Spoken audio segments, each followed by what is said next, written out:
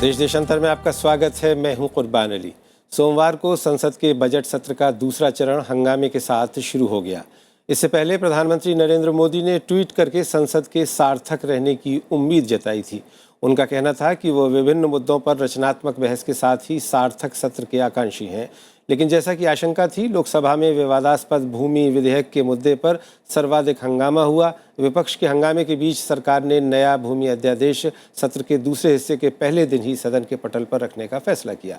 सरकार संसद के बजट सत्र के पहले चरण में विपक्ष के कड़े विरोध के कारण इस विधेयक को मंजूरी दिलाने में नाकाम रही थी। लिहाजा 3 अप्रैल को भूमि अधिग्रहण अध्यादेश की मियाद खत्म होने से एक दिन पहले इसे दोबारा जारी किया गया। इस मुद्दे पर लगभग पूरा विपक्ष एक है। कांग्रेस, टीएमसी और लेफ्ट कोई भी इस मामले में अपना रुख बदलने के लिए तैयार नहीं है। भूमि अधिग्रहण बिल के खिलाफ कांग्रेस का मोर्चा राहुल गांधी ने संभाला। 2 महीने के बाद राहुल गांधी संसद पहुंचे और इस मुद्दे पर कड़े तेवर दिखाए। इस सत्र में सरकार की पहली प्राथमिकता फाइनेंस बिल यानी वित्त विधेयक को पास कराना है, जबकि लोकपाल विधेयक, भ्रष्टाचार निरोधी बिल में संशोधन पास कराना भी सरकार के लिए एक बड़ा चुनौती वाला काम होगा। संसद के इस बजट सत्र के दूसरे चरण में लोकसभा की कार्रवाई 8 मई को समाप्त होगी, जबकि राज्यसभा का नया सत्र 23 अप्रैल को शुरू हो रहा है, जो 13 मई को समाप्त होगा। संसद के बजट सत्र के दूसरे चरण में और क्या होंगे मुद्दे, यही विषय आज हमारी चर्चा का, जिसमें हमारे साथ मौजूद हैं बीजेपी के वरिष्ठ नेता और सांसद पूर्व केंद्रीय मंत्री हुकुमदेव नारायण यादव, कांग्रेस पार्टी के वरिष्ठ सांसद पीएल पुनिया, जनता दल यूनाइटेड के महासचिव और सांसद केसी त्यागी और वरिष्ठ पत्रकार संजय सिंह। मैं पीएल पुनिया साहब सबसे पहले आपसे शुरू करना चाहूँगा, क्योंकि आप ही लोकसभा में और राज्यसभा में भी, संसद के दोनों सदनों में मुख्य विपक्षी दल हैं। भूमि अधिग्रहण बिल को लेकर के कल आपने रैली की, अपनी बात रखी, लेकिन संसद में आज जब ये बिल पेश किया गया तब भी आपने शोर शराबा और हंगामा किया आपकी पार्टी के सांसदों ने, और कहा कि हम किसी भी कीमत पर इस विधेयक को पारित नहीं होने देंगे। क्या वजह है?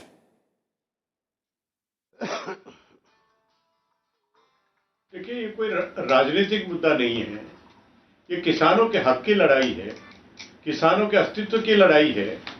और ये बहुत साफ किया जा चुका है कि जब तक 2013 का मूल रूप में वापस नहीं लाया जाएगा तब तक इसको पास नहीं होने देंगे।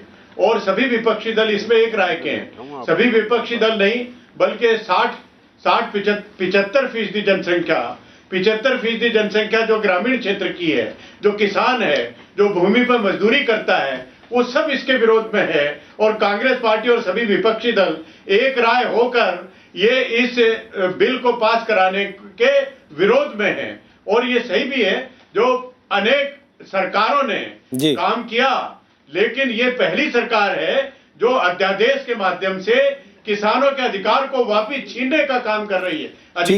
पहले अधिकार दिए जाते रहे, अध्यादेशों के माध्यम से अधिकार दिए जाते रहे, लेकिन उन्होंने अध्यादेश के माध्यम से अधिकारों को छीनने का काम किया है। और राहुल जी ने इसका नेतृत्व किया है। कल जो रैली हुई और आज उन्होंने इंटरवेंशन किया लोकसभा। लेकिन पुनिया साहब, इस मुद्दे पर संसद में चर्चा हो, बहस हो, उसको सामने रखा है।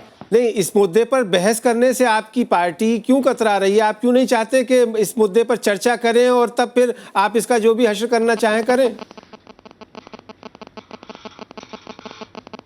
नहीं, चर्चा तो होगी ही, लेकिन उसमें एक मुख्यतः जो ग्राउंड वर्क है वो तो किया जाए। वो बात तो करें, किस मुद्दे पे बात करना चाहते हैं। वो तो उन्होंने डिक्लेयर कर दिया कि हम किसी भी हालत में जो अध्यादेश के माध्यम से संशोधन किया है उसमें सहमति नहीं है।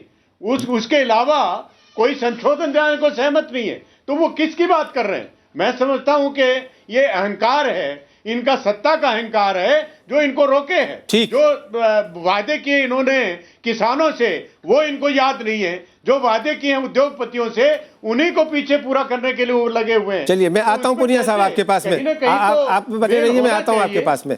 हुकुमदेव नारायण जी, अभी पीएल पुनिया साहब ये कह रहे हैं कि आपकी पार्टी और सरकार दोनों ये मान के चल रहे हैं कि जिस रूप में ये हमारा विधेयक है वैसे ही पास होना चाहिए, इसमें कोई संशोधन वो मानने को आप लोग तैयार नहीं है। आखिर ये ऐसी हठधर्मी क्यों है?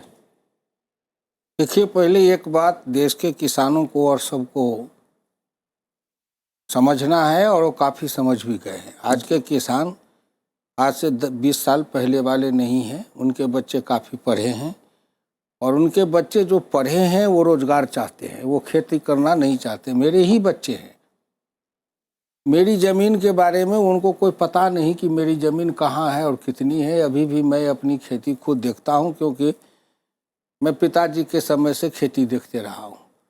तो आज ग्रामीण क्षेत्र के जो किसान के बच्चे हैं उनको रोजगार चाहिए। वो इंजीनियर हो गए, वो टेक्नोक्रेट हो गए, वो कंप्यूटर इंजीनियर हो गए, और उनके हाथ को रोजगार मिलेगा तब जब उद्योग स्थापित होंगे। तब उद्योग स्थापित होंगे तो होंगे जमीन पर।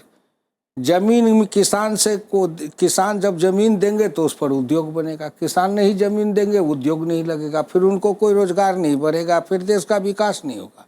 लेकिन फिर आप आम सहमति क्यों नहीं बनाते इस मामले को लेकर? देखिए, आम सहमति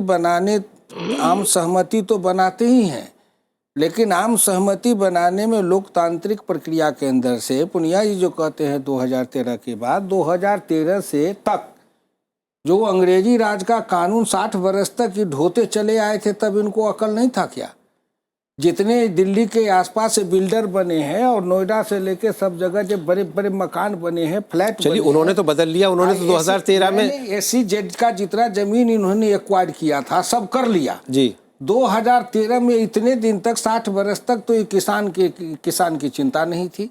2013 में कानून बना, 2013 के कानून के बाद आज मेरे ही क्षेत्र में जी ऐसे कई प्रोजेक्ट हैं जहां पर कुछ किसान अरंगा लगा करके कि हम अपनी सहमति नहीं देंगे, पड़ा हुआ है। दरभंगा मुजफ्फरपुर सीतामढ़ी रोड है, 80 किलोमीटर की रोड है सोनबरसा, उसमें 3 किलोमीटर पड़ी हुई है। जी जी, मैं आता हूं आपके पास। कुछ पुनिया साहब कहना चाह रहे हैं। जी पुनिया साहब, क्या कहना चाह रहे हैं आप? देखिए, मैं हुक्मदेव श्री यादव जी की बात से पूरी तरह से सहमत हूं, लेकिन किसान से उसकी सहमति क्यों नहीं ले लेते? जो उसको अधिकार दिया है उसकी सहमति लेके वो भी जानता है क्या अच्छा है क्या बुरा है। और ये कह देना कि किसान के बच्चे वो सिर्फ नौकरी करना चाहते हैं, नौकरी करना चाहेंगे तो उनको नौकरी दीजिए, लेकिन आप उसकी जमीन को हड़प के उसके बदले में एक को आप चपरासी की नौकरी देंगे, ये कौन सा कानून है? मेरा कहना यह है कि आप जरूर औद्योगिकरण कीजिए, लेकिन किसान की सहमति के साथ हो। जो सोशल इंपैक्ट असेसमेंट स्टडी कराने के बाद में हो। 6 महीने की तो कैद रखी है, सिर्फ 6 महीने के अंदर करने में उसमें क्या कठिनाई है? जी केसी त्यागी साहब, आपकी पार्टी को क्या एतराज है इस भूमि अधिग्रहण बिल से और आप इसे क्यों नहीं पास होने देना चाहते? असल में पिछले 2 महीने से कांग्रेस बनाम भाजपा बहस होकर के किसानों के मुद्दे लुप्त हो जाते हैं। जी, सबसे पहले चौधरी चरण सिंह के टाइम में 1982 में भूमि अधिग्रहण अध्यादेश का, तब हुकुमदेव नारायण जी हमारी पार्टी के नेता हुआ करते थे, तब से हम लोग इन सवालों पर संघर्षरत हैं और किसानों को उनकी मर्जी से कंसेंट के साथ जमीन देने के कोई खिलाफ नहीं है। हमने और हुकुमदेव जी की पार्टी जब हमें एनडीए में थे, सर्वसम्मति से हमने कांग्रेस पार्टी के अंदर सुझाव दे करके इस बिल को पास कराया था। अब इनका तर्क सुनिए कि प्रधानमंत्री ने लोकसभा में कहा कि डिफेंस के लिए जमीन लेते लेते तो इतना वक्त लग जाएगा कि पाकिस्तान की सेना से पूछना पड़ेगा। अब ऐसे तर्क प्रधानमंत्री को देना चाहिए क्या? हम तो अपने बेटे भी देते हैं और जमीन भी देते हैं रक्षा कार्यों के लिए। सूरतगढ़ में अभी राजस्थान में 10,000 एकड़ जमीन की आवश्यकता थी, एक किसान ने विरोध नहीं किया। जी, शिक्षा के लिए जितनी जमीन चाहिए, लेकिन शिक्षा का इन्होंने बजट कम कर दिया, इन्हें पीपीपी मॉडल चाहिए। अस्पतालों का, हेल्थ केयर का इन्होंने बजट कम कर दिया, इन्हें बड़े बड़े बिल्डर्स के जो हैं वो चाहिए, जो वेदांता टाइप जो मेडिकल वो हैं। इन्होंने नहरों के लिए कहा है। मेयर हुक्मदेव जी दोनों गांव के रहने वाले हैं, गांव की पृष्ठभूमि के पूर्णिया जी हैं। 60% जमीन अभी तक नॉन इरिगेटेड है। 1,000 करोड़ रुपए का आपका साल भर का बजट है, दो जिलों में खप जाएगा। नहीं, लेकिन इस बिल से आपको क्या आपत्ति है? वो चला रहे हो, बुलेट ट्रेन चला रहे हो। नहीं त्यागी जी, वो आप जो बात कर रहे हैं, मैं आपसे इस बिल के बारे में जो आपके एतराजात हैं वो मैं जानना चाहता हूं। मैं तो कंसेंट की जो क्लोज इसमें खत्म की है उसके खिलाफ हूं। किसान जमीन देने के खिलाफ नहीं, लेकिन और अगर ऐसा हो जाएगा तो फिर आप समर्थन कर देंगे? पॉलिश कर रहे हैं कंसेंट क्लोज। जी, ये मर जाएगी पार्टी तो भी कंसेंट क्लॉज के लिए नहीं स्वीकार करेगी। क्या बात आप कर रहे हो? इनकी आत्मा अटकी हुई है बड़े कॉर्पोरेट के साथ, जिन्होंने चुनाव में इतना पैसा लगाया है, अब वो वसूल नहीं करेंगे क्या? संजय सिंह जी, आपसे मैं जानना चाहूंगा कि जी त्यागी जी, मैं आता हूं आपके पास में। ये जो पूरी बहस चल रही है, इस कहीं किसी नतीजे पर नहीं पहुंच पा रही है, और लग ये रहा है कि संसद का जो बजट सत्र का दूसरा चरण शुरू हुआ है, ये भी इसी शोर शराबे और हंगामे की नज़र हो जाएगा। हालांकि उम्मीद ये की जा रही थी कि 125% काम होगा, जैसा प्रधानमंत्री ने उम्मीद जताई, लेकिन होता हुआ दिख नहीं रहा है। और दोनों तरफ से एक तरह की एक हठधर्मिता है, एक मजबूती है कि हम बदलेंगे नहीं। देखिए, ये जो दूसरा चरण है बजट सत्र का, उसमें अगर देखेंगे तो ये बिल जो है डोमिनेट यही बिल करेगा और इसके अराउंड जो डिस्कोर्स होगा।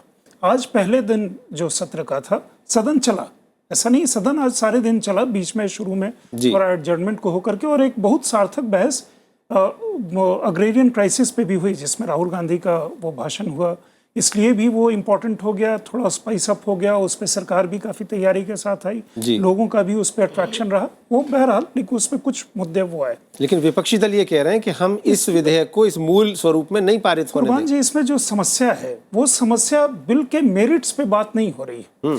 अगर आप देखेंगे कि 9 अमेंडमेंट्स जो सरकार लेकर के आई है, वो 9 अमेंडमेंट तो सार्थक हैं। ये इशू परसेप्शन का हो गया है सरकार की या बीजेपी की। जहां गलती मैं समझता हूं, बीजेपी ने वो परसेप्शन वॉर में, पहले चरण में बीजेपी परसेप्शन वॉर में लूज कर गई विज़ावी ऑपोजिशन।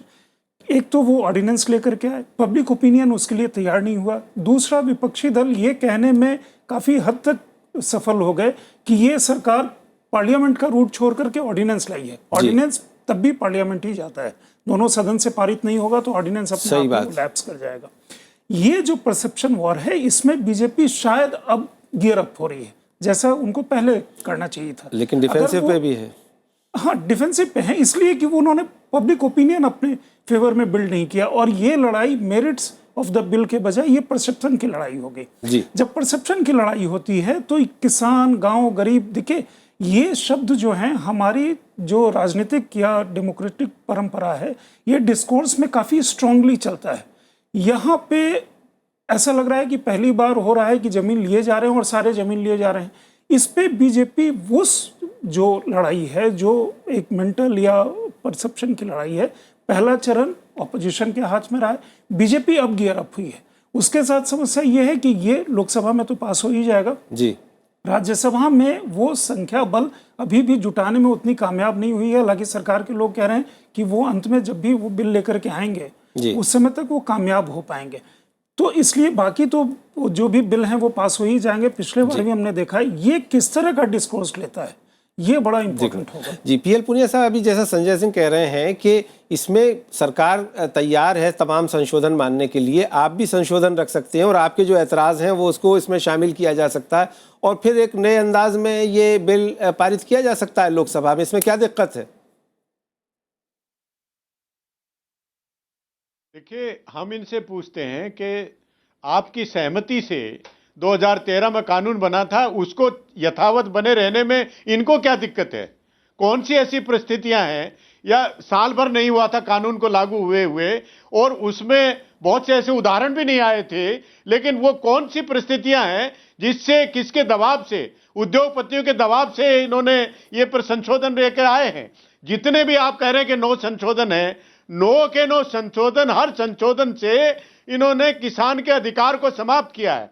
चाहे वो कंसेंट क्लॉज हो, चाहे सोशल इंपैक्ट स्टडी का हो, चाहे वो 5 साल तक कब्जा ना दिया हो और कंपनसेशन ना दिया हो तो दोबारा वो नल एंड वाइड होगा, दोबारा उसकी प्रोसीडिंग शुरू होंगी और 5 साल तक अगर किसी ने इफेक्टिव स्टेप्स नहीं उठाए हैं तो वो वापस उस किसान को चली जाएगी। हर एक संशोधन में इन्होंने किसान के अधिकारों को वापस लिया है। तो हमारी तो मांग ये है कि इनको क्या कठिनाई है, यथावत रहने दीजिए। जो संशोधन के पीछे पड़े हैं, संशोधन, हर संशोधन में किसान के अधिकार को आप छीन रहे हैं, वो कतई बर्दाश्त नहीं किया जा सकता। ठीक है हुक्मदेव जी, आपको क्या आपत्ति है? जैसा कह रहे हैं पीएल पुनिया साहब कि आप तो खुद कह रहे हैं कि आप किसान के बेटे हैं, आप खेती किसानी करते हैं, फिर भी आपके सामने किसानों के हित तो सर्वोच्च होने चाहिए और जो जिससे किसान को राहत मिले वो काम होना चाहिए। इसमें क्या दिक्कत है? देख लीजिए पहली बार जो पुनिया जी कह रहे हैं जी कि भाई ये कानून बना था तो उसमें संशोधन की क्या आवश्यकता है, आम सहमति से बनी थी जी, तो मैं कहना चाहूँगा कि संविधान बना था तो संविधान सभा में तो सबके आम सहमति से संविधान बना। 100 से ज़्यादा संशोधन क्यों हुआ? इन्हीं के राज में हुआ। कानून बनता है देश के लिए, समाज के लिए, न कि समाज। सुन लीजिए मेरी बात, मैं नहीं टोकता हूँ। कानून बनता है देश और समाज के लिए, देश और समाज कानून के लिए नहीं बनता है। आवश्यकताएं बदलती हैं, प्राथमिकताएं बदलती हैं। आज से 20 साल पहले जो किसान की स्थिति थी और किसान की जो सामाजिक आर्थिक स्थिति थी, आज उसके सामाजिक आर्थिक शैक्षिक स्थिति में गुणात्मक परिवर्तन हुआ है, नंबर 1। नंबर 2, इस कानून से जमीन लेने का सवाल जहां है, वो बार बार ये कहते हैं कि कारपोरेट हाउस को ये जमीन लेके देंगे। इसमें कारपोरेट हाउस को जमीन देने का तो कोई है नहीं। तो इसका मतलब ये हुआ कि आपकी सरकार जो विधेयक लाई है आप उससे पूरी तरह से सहमत? पीपीपी मॉडल की जमीन लेंगे, उसमें भी विधान है कि वह जमीन सरकार के पास ही रहेगी, कोई उसका निजी मालिक नहीं होगा। दूसरा, किसी भी निजी काम के लिए, किसी निजी व्यक्ति के लिए सरकार जमीन अधिग्रहण नहीं करेगी। एक जो इंडस्ट्रियल कॉरिडोर सरकार बनाएगी तो वो सरकार सड़क के किनारे या रेल के किनारे 1 किलोमीटर चौड़ाई तक रहेगी जी, और वो तय होगा कि कहाँ इंडस्ट्रियल कॉरिडोर बनेगा। अंतिम बात मैं कहूँगा जी कि दिल्ली के और दिल्ली के 50 किलोमीटर चारों तरफ जी जो किसान है, उनकी हैसियत, उनकी स्थिति अलग है। और इस 50 किलोमीटर के जो एनसीआर का घेरा है, उसके बाहर के किसान में जाइए, बिहार के किसान या मेरे गांव के किसान, उनकी हैसियत अलग है। और हमारे यहाँ अगर सरकार को, तो मैं कहूँगा कि 50 किलोमीटर के अंदर में सरकार न जमीन एक्वायर करे, न कोई इंडस्ट्री लगावे, न कोई डेवलपमेंट का काम करे। 50 केसी त्यागी साहब, अभी आप कह रहे थे कि हुकुमदेव जी आपके नेता रहे, आपकी पार्टी में साथी रहे, अब ये आपके ऊपर हमला कर रहे हैं कि आपका गांव 50 किलोमीटर के दायरे में आता है, आपकी स्थिति उनकी स्थिति में अंतर है, तो आपको इनके विधेयक से क्या एतराज है और क्या चाहते हैं आप, किस तरह से इसमें संशोधन हो? अभी तो जो गुजरात के अंदर जो प्रोजेक्ट गए हैं, प्रधानमंत्री जी लेके गए हैं, उनका विरोध हो रहा है। चंद्रबाबू नायडू राजधानी के लिए जो अतिरिक्त भूमि मांग रहे हैं, किसानों ने कहा जान देंगे लेकिन ज़मीन नहीं देंगे। असल में हम सब लोगों को एक चीज़ समझनी चाहिए, अब सरकार के पास कोई पैसा बचा नहीं है। हेल्थ के लिए मैंने आपसे कहा उसके बजट में कटौती होगी, शिक्षा के लिए मैंने कहा उसके बजट में कटौती होगी, कृषि का मैंने आपको बताया। अब हिंदुस्तान जो है दुनिया का सबसे बड़ा एक्सपोर्टर हो गया है हथियार खरीदने का। अब यहाँ पे हथियारों के दुनिया भर के कारखाने आएंगे बनने के लिए, मेक इन इंडिया, हर चीज़ का नाम में मेक इन इंडिया रहेगा। बनाने वाले विदेशी होंगे या देशी पूंजीपति होंगे, और उस सब के लिए पीपीपी प्रोजेक्ट होगा। पीपीपी प्रोजेक्ट का भी, हुकुमदेव जी आप विद्वान आदमी हैं, ये कहना है इसका प्लानिंग कमीशन का कि पीपीपी मॉडल जो है वो भी पूंजीपतियों की एक नई प्लानिंग कमीशन में कौन बैठे हुए लोग थे? सब वर्ल्ड बैंक के लोग बैठे हुए थे तब भी और अब भी। वो रोज नहीं घटते, सारा स्वामित्व जो है सरकार का नहीं होगा, सारा काम प्राइवेट घराने देखेंगे। तो अब जो किस काम, जो जमीन आप लेना चाह रहे हो, क्या पूरे देश का इंडस्ट्रियलाइजेशन आज की तारीख में संभव है? क्या हिंदुस्तान सिंगापुर हो सकता है? आज मैंने वित्त मंत्री जी का बयान पढ़ा और मैं चारों आपको अपने जो यहाँ बैठे हुए हैं, 30 करोड़ लोगों को रोजगार मिलेगा। कम से कम वित्त मंत्री का तो अंगणित ठीक होना चाहिए। 120 करोड़ की आबादी है, 30 करोड़ लोगों को रोजगार मिलेगा, यानी कि हर घर का एक आदमी को रोजगार मिलेगा, यानी कि सारे देश के किसान भूमिहीन मजदूर हो जाएंगे। कोई तर्क है ये? आपका मंत्री कह रहा है, हुकुमदेव जी आप तो हम लोगों के वरिष्ठ रहे हैं, कि भगवान पे भी भरोसा मत करो, सरकार पे भरोसा मत करो, सिर्फ गडकरी जी पे भरोसा करो। कोई तर्क है क्या ये? हमसे तो भगवान भी नाराज है और सरकार भी नाराज है। 1 लाख करोड़ रुपए का नुकसान तो किसानों का अब हो गया। हुकुमदेव जी पूछ रहे हैं कि इस बिल से इसका क्या लेना देना है जो आप कह रहे हैं? इतने दिन लालू प्रसाद ने क्या कहा, नीतीश कुमार ने क्या कहा, फिर उस बात को चलिए हम एक नई बहस में ना पड़े। हुकुमदेव जी, मैं पीएम पुनिया साहब, इस बहस को नहीं चलाना चाहिए। नहीं जी, आप जैसे वरिष्ठ नेता से मैं डाइवर्जन की उम्मीद नहीं करता। फिर पीडीपी का राफ का क्या है जम्मू कश्मीर में? अच्छा, वो अलग कश्मीर बनाना चाहते हैं। हम मुद्दे से शायद हट रहे हैं। केसी त्यागी साहब, मैं आता हूं आपके पास में। अधिग्रहण से मतलब जी, नहीं है, इनके दूसरे जी, हैं। हम अपने राजनीतिक सवाल पर बहस करना। अपने मुख्य मुद्दे पर आते हैं कि संसद के समक्ष जो मुद्दे हैं हम उस पर चर्चा कर रहे हैं। पीएल पुनिया साहब, कुछ दिन के लिए ये अब बजट सत्र का दूसरा चरण बचा हुआ है। त्यागी जी, मैं आता हूं आपके पास में। पुनिया साहब, कई महत्वपूर्ण विधेयक हैं। वित्त विधेयक को पारित होना है, उसके अलावा लोकपाल बिल में भी संशोधन होना है, भ्रष्टाचार निरोधी कानून में भी संशोधन होना है। तो क्या आपकी पार्टी इसी तरह का रवैया रखेगी जो आज देखने को मिला संसद में, या उसमें कुछ तब्दीली की उम्मीद की जा सकती है? देखिए, मुद्दों की बात है। पिछले सत्र में पिछला हिस्सा जो गया है उसमें भी अनेक कानून पास किए गए। मैं समझता हूं कि 10 कानून पास किए गए उतने थोड़े समय में, रिकॉर्ड। और पूरे अपोजिशन ने एक जिम्मेवार अपोजिशन का रोल अदा किया और कानून पास कराए। लेकिन आप जबरदस्ती बुलडोज करके गलत काम कराना चाहते हैं, किसानों का अधिकार को छीनना चाहते हैं, तो वो तो नहीं हो सकता है। और आपने कहा कि संविधान में भी संशोधन हुए। हाँ, संशोधन हुए, जनता को राहत देने के लिए, उनको अधिकार देने के लिए संशोधन हुए, और वो भी आम सहमति से हुए। अधिकांश संशोधन आम सहमति से हुए।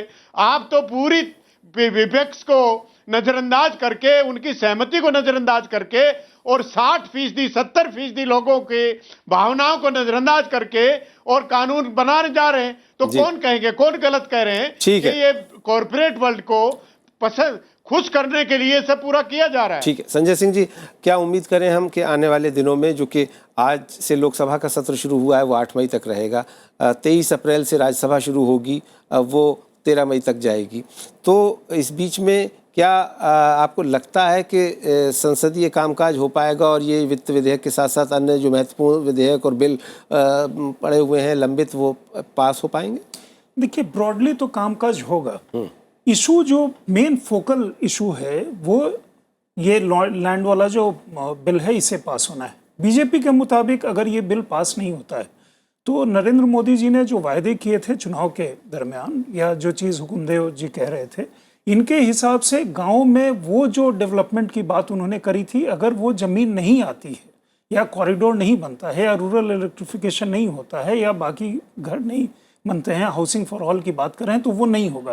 तो वो एक बहुत बड़ी चूक होगी। देखिए, राजनीति में विपक्ष अपनी तरफ से, आप कहेंगे तो विपक्ष भी राजनीति अपनी करता है ना। हर राजनीतिक दल अपने हिसाब से आने वाले समय को देख करके अपने राजनीतिक स्ट्रैटेजी को तय करता है। सही। उस मामले में वो जो भी कर रहे हैं, जैसा वो केसी त्यागी जी कह रहे हैं या पुनिया जी कह रहे हैं, वो उनका ओपिनियन है और वो करने के लिए मतलब लेजिटिमेट उनका विपन है। सरकार किस तरह से बाकी दलों को अपने तरफ मिलाने में कामयाब होती है।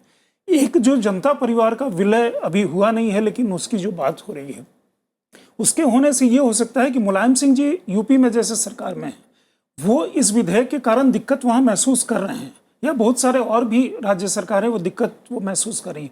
लेकिन जब एक पॉलिटिकल लाइन तय हो जाती है तो वहाँ पे क्रॉस करना थोड़ा मुश्किल होता है जी। अब ये चैलेंज मतलब बीजेपी के सामने होगी कि वो कैसे विपक्ष का जो एकजुटता है उसको वो तोड़ते हैं।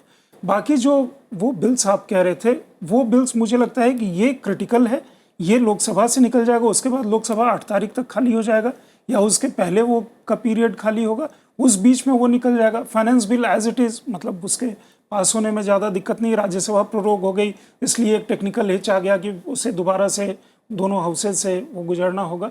ये इशू मतलब अगर आप वैसे कह सकते हैं कि एक लाइवली सिचुएशन है जिसमें सरकार को विपक्ष के साथ संवाद करना काफ़ी आवश्यक हो गया। बहुत सही कहा आपने कि विपक्ष के साथ सरकार को संवाद करना चाहिए, संख्या बल के आधार पर नहीं बल्कि आम सहमति बनाने की कोशिश होनी चाहिए। उम्मीद करते हैं कि संसद के इस बजट सत्र के दूसरे चरण में सरकार कुछ इसी तरह का रास्ता निकालेगी जिससे आम सहमति के ज़रिए कानून पास हो और देश का विकास हो, देश आगे बढ़े। इसी के साथ हम हुकुमदेव जी आपका, संजय सिंह जी आपका, केसी त्यागी साहब और पीएल पुनिया साहब आपका शुक्रिया अदा करते हैं इस चर्चा में भाग लेने के लिए। मेरे साथ देश देशांतर में इतना ही। नमस्कार।